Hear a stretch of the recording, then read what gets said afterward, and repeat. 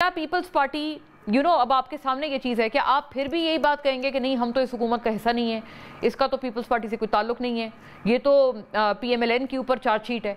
क्योंकि ये सारी जो बातें हैं ये जाहिर है काफ़ी डैमिंग है। उसमें ये भी बात साथ दर्ज है कि नैब का जो एक पूरा इदारा है और वो जो एक डॉर्मेंट है वो शायद तभी सिर्फ आप लोगों को याद आया था जब इमरान खान के ऊपर केसेस बनने थे।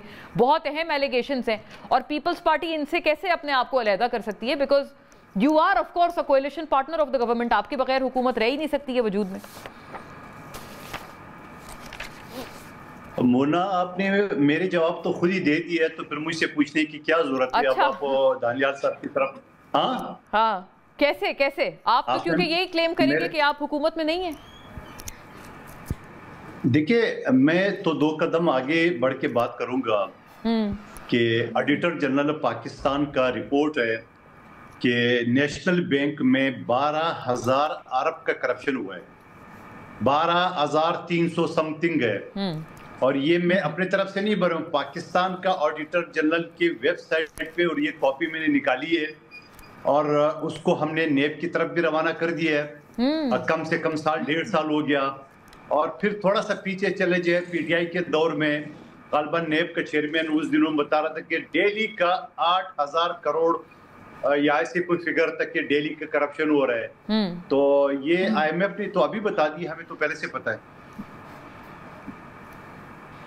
अच्छा, आपको पहले से पता है तो आप कर क्या रहे हैं? ये भी तो बात है ना। अगर आपके लिए आपको लगता है कि ये करप्शन में मुलव्विस है, हुकूमत के पास इस तरह की चीजें हैं, तो आप लोग भी तो कोएलिशन पार्टनर्स हैं। मैं यही तो आपसे अर्ज कर रही हूँ, ये आपके ऊपर है ना इल्जाम, या सिर्फ PMLN पे आप कहेंगे इल्जाम है?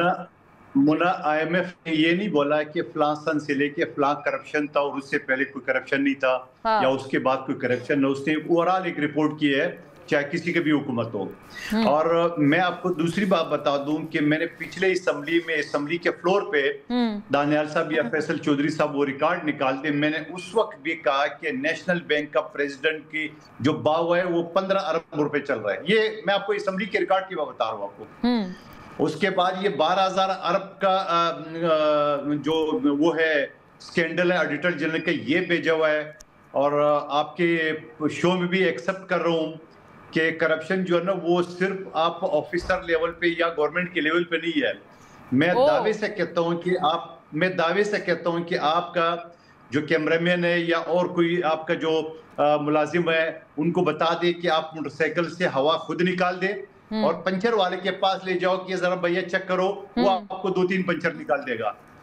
तो पूरा का पूरा माशरा इस तरह, हर आदमी आज कोई नहीं रुकता है, कोई नहीं रखता किसी लेवल पे। क्या अदालतों में कब करप्शन है? आप पेशी के लिए जाओ, आपको 1,000 रुपए से कम आप कोर्ट में अंदर बाहर हो नहीं सकते हो। पेशकार है, चपरासी है, फलाने, ये फैसल चौधरी साहब वकील है, दानियाल साहब भी है, इनको पता है सारा। तो करप्शन तो पूरे पाकिस्तान में है। अच्छा। मैं तो एक्सेप्ट कर रहा हूँ। हाँ, तो यानी कि आप कह रहे हैं सबके ऊपर है और कोई इससे बरी जिम्मा नहीं। Fair enough. बैरिस्टर साहब, आपकी तरफ ये मामला लाती हूं। मैं ये नहीं कहता हूँ। मैं सिर्फ इतना ही कहूंगा आपके सामने जी। आपने आखिरी जवाब नहीं सुना जी। कि ये जो नेब बना हुआ है ये किस लिए बना हुआ है? ये सिर्फ पॉलिटिकल लोगों के लिए बना हुआ है या ब्यूरोक्रेसी के लिए बना हुआ है? आपको याद है बलूचिस्तान का एक वजीर खजाना पकड़ा गया, उसके घर से जो शो किए उन्होंने 13 करोड़, वो 85 करोड़ नोट निकले थे अलमारियों से। आपको याद है कराची में एक DG पार्क था, ब्यूरोक्रेट था, उसका घर महल नमा घर थे, अरबों रुपए निकला है। आपको याद है ख्वाजा आसिफ ने अभी चंद महीने बल्कि इनफैक्ट आपने हमारे प्रोग्राम में ये बात कही थी। है। हाँ, और वो शायद फरार भी हो गया है वो शख्स। सुन ले, जुमला कंप्लीट सुन ले मुना, मेरी बात खत्म हो जाएगी।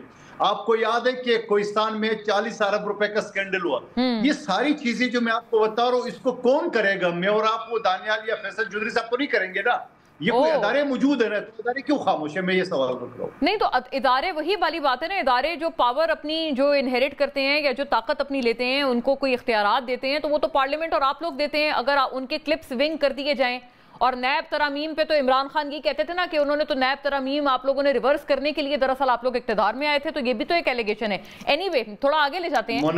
मुना सुन ले, जुमला सुन ले।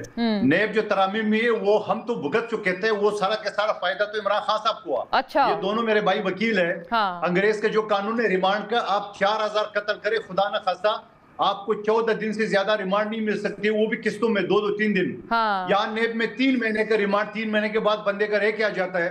तो सवाल ये है कि 50 करोड़ से कम का है, तो 50 करोड़ से ज्यादा मैं आपको बातें बता रहा हूँ, उसके लिए नेब का है। सही हुआ, यानी कि ये तो क्वांटम ज्यादा है। दानियाल साहब, आपकी तरफ ये मामला लाती हूँ कि उन्होंने जो बातें की, फिर कई सारी चीजें, अब जाहिर है कि जो रिपोर्ट है इटसेल्फ IMF की, इस पे भी आप जरूर गौर फरमाएंगे। आपके ऊपर ये भी एक बहुत बड़ा इल्जाम है कि ये 3 महीने की ताखीर के बाद PTI के लोग भी और कई सारे जो इकोनॉमिक जर्नलिस्ट हैं जैसे शहबाज राना साहब हैं, वो ये रिपोर्ट कर रहे हैं कि ये 3 महीने के ताखीर के बाद IMF ने आपको प्रेशराइज किया, वरना आप लोग इसको आगे नहीं शाया करने के मूड में थे। मुझे याद है करप्शन परसेप्शन इंडेक्स होता था इमरान खान के दौर में, वो बढ़ा था, तो आप लोग बड़ी तनकीद करते थे कि देखो ये लोग आए थे साफ शफाफ PTI वाले, तो इनके दौर में तो करप्शन का परसेप्शन बढ़ गया है। आपके ऊपर तो उल्टा एक वो चीज है कि अगर आपने करप्शन को मिटिगेट किया होता तो 5 से 6% तक, 6.5% तक हमारी GDP हो सकती थी। Thank you ji for having me on the show, other participant. लेकिन मैं आपको माना ये बताऊं कि ये जिस रिपोर्ट की बात कर रही हैं, इसमें गवर्नमेंट ने पूरा उसको सपोर्ट किया और वॉलंटरी इन चीज़ों के ऊपर बात की। और हम तो यही बात करते हैं कि करप्शन इज़ द रीज़न कि आज हम यहाँ खड़े हुए हैं। पाकिस्तान जो गवर्नमेंट है उसको जब ये हुकूमत मिली और तब से लेकर आज तक पिछले 4 साल में इदारों का तबाही निकल गई, और वो इदारों की तबाही की वजह से आपने हाल देखा कि इनकॉम्पिटेंस और वो पीक पे चली गई।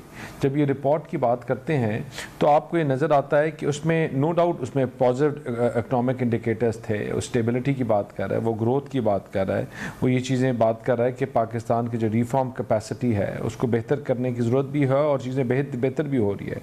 सेंट्रल बैंक की जो मॉनेटरी पॉलिसी है उसको के ऊपर बात कर रहा है। लेकिन जब हम एहतसाब की बात करते हैं, अकाउंटेबिलिटी की बात करते हैं, तो माना जिस सूबे में ये 13 साल से बैठी हुई है तहरीक इंसाफ, वहाँ एहतसाब कमीशन का आज तक कोई हेड नहीं लग सका। आपके वहाँ जो मल्टीपल करप्शन के इश्यूज़ जब सामने आते हैं तो वहाँ जिस तरह आप जो उनके मुंशी हैं उनसे अरबों रुपया निकल रहा है। ये आपको एक दास्तान सुनाती है करप्शन की, पूरी दास्तान सुनाती है इनकॉम्पिटेंस की। और इसीलिए गवर्नमेंट काम कर रही है। आपको नज़र आ रहा है कि ओवर द ईयर्स देखें ये चीज़ें बड़ी सिस्टमेटिक तरीके से ठीक होती हैं। पिछले 4 साल में ये काम हुआ होता कि इदारे ऑटोमेटेड होते, इदारे जो हैं वो डिजिटलाइजेशन की तरफ जाते। हम ऑलमोस्ट अपनी सारी चीज़ों को डिजिटलाइजेशन की तरफ लेके जा रहे हैं। रेवेन्यू रिकॉर्ड पाकिस्तान में सिंस 1947 जो डिजिटलाइज नहीं था उसको डिजिटलाइज कर रहे हैं। यहाँ रेवेन्यू ऑफिसर्स का जो रोल है उसको मिनिमाइज कर रहे हैं। FBR को डिजिटलाइज कर दिया है हमने यहाँ टैक्स पेयर्स के लिए। दानियाल चौधरी साहब, Pakistan is not just Khyber Pakhtunkhwa, दीगर सूबों में जो सूरत हाल है, अब जैसे कि जो इकबाल साहब थे जो ये ADC थे और इनके ऊपर आपको याद होगा ये ख्वाजा आसिफ साहब के हल्के से अरेस्ट हुए थे और बहुत बड़े उनके ऊपर करप्शन के इल्जाम थे, उनसे काफ़ी कुछ बरामद भी किया गया था एंटी करप्शन की तरफ से। आपकी गवर्नमेंट उस पर कह रहे थे कि देखें जी चीफ मिनिस्टर मरियम जो हैं वो कितनी अनबायस हैं, उन्होंने किसी को नहीं छोड़ा। अब वो फरार भी हो गए। एक ये भी आपने सुनी होगी, ये गुज़िश्ता कुछ दिनों पहले की खबर है। तो बाकी सूबों में क्या हो रहा है? मतलब आपका सारा जो करप्शन के हवाले से फोकस है वो सिर्फ आपको पख्तूनख्वा नजर आ रहा है। What about the other provinces and what about the federal government? नहीं, फरार तो कोई नहीं हुए और चीज़ें भी जो आपके केसेस और चीज़ें जिनके ऊपर चलती हैं वो उधर ही सामने होती हैं और दे टेक अ पार्ट, उनका एक तरीक़ाकार होता है। लेकिन देखें जब हम बात कर रहे हैं आपकी इम्प्लीमेंटेशन की और चीज़ों की, तो आपके ना